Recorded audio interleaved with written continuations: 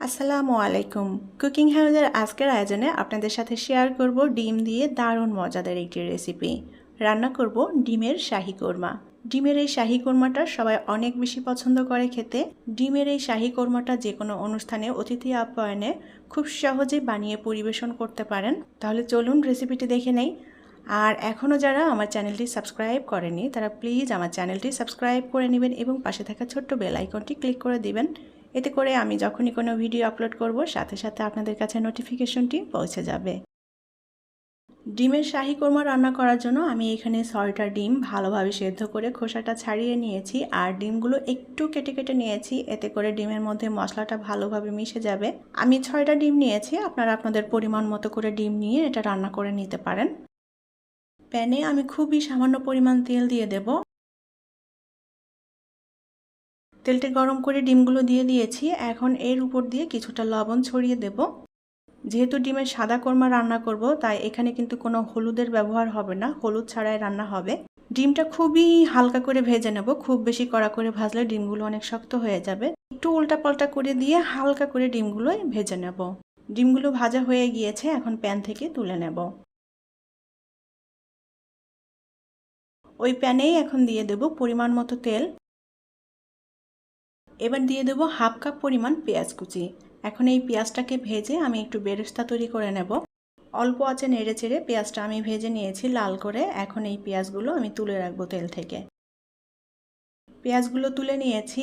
এখন এই তেলের মধ্যে দিয়ে দেব 1 টেবিল চামচ পরিমাণ ঘি। ঘিটা দিলে খুবই সুন্দর একটা ফ্লেভার আসবে। এবার এর মধ্যে দিয়ে দেব পেঁয়াজ বাটা। আমি এখানে 3 টেবিল চামচ পরিমাণ পেঁয়াজ বাটা নিয়েছি। পেঁয়াজটা একটু ভেজে নেব যাতে কাঁচা গন্ধটা চলে যায়। এবার এর মধ্যে দিয়ে দেব একটা তেজপাতা আর দিয়ে দেব গোটা গরম মশলা। আমি এখানে 3 টুকরা দারুচিনি, 4টা এলাচি এবং 4টা লবঙ্গ নিয়েছি।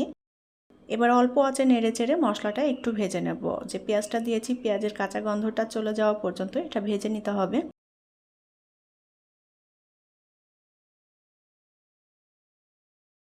তো পেঁয়াজটা ভালো মতো একটু ভেজে নিয়েছি। এখন এর মধ্যে দিয়ে দেব হাফ চা চামচ পরিমাণ রসুন বাটা আর 1 চা চামচ পরিমাণ আদা বাটা। আদা এবং রসুন বাটা দিয়ে আবারও ভালোভাবে নেড়ে চেড়ে একটু ভেজে নেব। চুলার আঁচ অল্প রেখে ভেজে নিতে হবে যেন মশলাটা পুড়ে না যায়। ভালোভাবে নেড়ে চেড়ে আমি মশলাটা ভেজে নিয়েছি, কাঁচা গন্ধটাও চলে গিয়েছে পেঁয়াজ আদা রসুন থেকে। এখন এর মধ্যে দিয়ে দেব 1.5 টেবিল চামচ পরিমাণ কাঠবাদাম বাটা। কাঠবাদামের পরিবর্তে এখানে চীনাবাদামও ব্যবহার করা যাবে। আর দিয়ে দেব 2 টেবিল চামচ পরিমাণ টক দই। টক দইটা আমি ভালো মতো ফেটিয়ে নিয়েছি। আবারও খুব ভালোভাবে নেড়ে চেড়ে মশলাটা একটু ভেজে নেব। চুলার আঁচটা কিন্তু অবশ্যই অল্প রেখে ভেজে নিতে হবে যেন মশলাটা পুড়ে না যায়।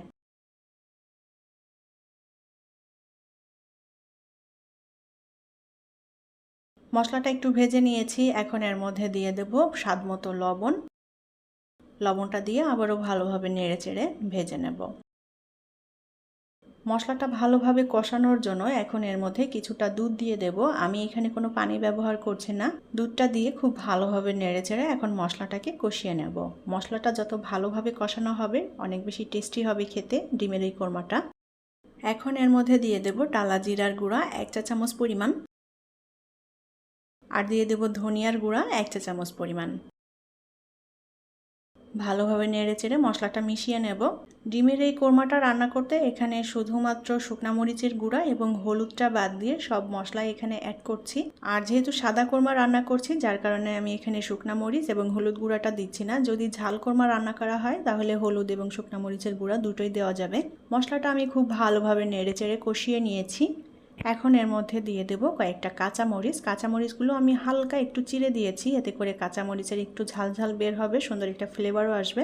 মশলাটা কিন্তু খুব ভালোভাবে কষিয়ে নিতে হবে। ডিমের এই কোরমাটাতে মশলাটা যত ভালোভাবে কষানো হবে খেতেও ততটাই টেস্টি হবে। মশলাটা কষানো হয়ে গিয়েছে, এখন এর মধ্যে ডিমগুলো দিয়ে দেব। ডিমগুলো দিয়ে এখন ভালোভাবে নেড়েচেড়ে একসাথে কষিয়ে নেব। যেহেতু এখানে ডিমটা আগে থেকে সেদ্ধ করা, ডিমটা রান্না হওয়ার জন্য আর বেশি সময় লাগবে না, যার কারণে মশলাটাই খুব ভালো মতো কষিয়ে নিতে হবে। আর ডিমের কোরমার আকর্ষণীয় হচ্ছে এই মশলাটা যত ভালোভাবে কষানো হবে খেতেও ততটাই টেস্টি হবে। চুলার আঁচটাকে অল্প রেখে এখন খুব ভালো মতো মশলার সাথে ডিমটা কষিয়ে নিতে হবে।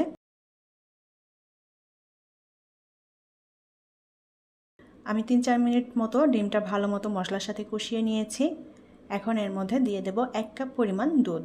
আমি এখানে গরুর দুধ দিয়ে রান্না করছি। এটা নারকেলের দুধ দিয়েও রান্না করা যাবে অথবা গুঁড়া দুধ লিকুইড করে এই রান্নাটা করে নেওয়া যাবে। ঝোলটা একেবারে মাখো মাখো হবে সেই আন্দাজ মতো করেই দুধটা দিয়ে দিয়েছি। ঝোলটা ভালো মতো ফুটে উঠেছে। উল্টাপাল্টা করে একটু নেড়ে দিতে হবে যেন ডিমের মধ্যে মশলাটাও ভালোভাবে মিশে যায়। ডিমটা যেহেতু একটু কেটে কেটে দিয়েছিলাম যার কারণে মশলাটা ডিমের মধ্যে ভালোভাবে মিশলে খেতে ভালো লাগবে।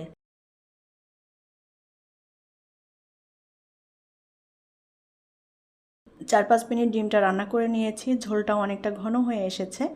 এখন এর মধ্যে দিয়ে দেব 1 চা চামচ পরিমাণ চিনি।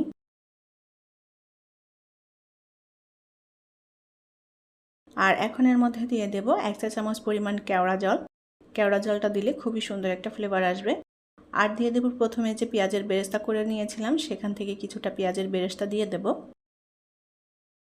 খুব ভালোভাবে নেড়েচেড়ে সব কিছু মিলিয়ে নেব। ডিমের কোরমাটা প্রায় রান্না করা হয়ে গিয়েছে। আমি জাস্ট আর 1 থেকে 1.5 মিনিটের মতো রান্না করে নেব। এখন এর মধ্যে দিয়ে দেব আমি 1 টেবিল চামচ পরিমাণ ঘি। আর ঘিটা দেওয়ার কারণেই কিন্তু এই ডিমের কোরমাতে একটা শাহি ফ্লেভার অ্যাড হয় আর খেতেও অসাধারণ হয় এই ডিমের কোরমাটা। ঘিটা দিয়ে খুব ভালোভাবে নেড়েচেড়ে মিলিয়ে নেব। আর ডিমের কোরমাটা রান্না করা হয়ে গিয়েছে। ঝোলটা এরকম মাখো মাখো রেখেছি। ঝোলটা আপনাদের পছন্দ মতো রাখতে পারেন। এখন এটা নামিয়ে পরিবেশন করব। তৈরি হয়ে গেল দারুণ মজাদার এবং টেস্টি ডিমের শাহি কোরমা। ডিমের এই শাহি কোরমাটা যে কোনো অনুষ্ঠানে অতিথি আপ্যায়নে বানিয়ে পরিবেশন করতে পারেন। সবাই অনেক বেশি পছন্দ করবে খেতে। আশা করছি রেসিপিটি ভালো লেগেছে। যদি ভালো লেগে থাকে লাইক, কমেন্ট এবং শেয়ার করবেন। পরবর্তী রেসিপি দেখার আমন্ত্রণ জানিয়ে বিদায় নিচ্ছি। ভালো থাকবেন সবাই। আল্লাহ হাফেজ।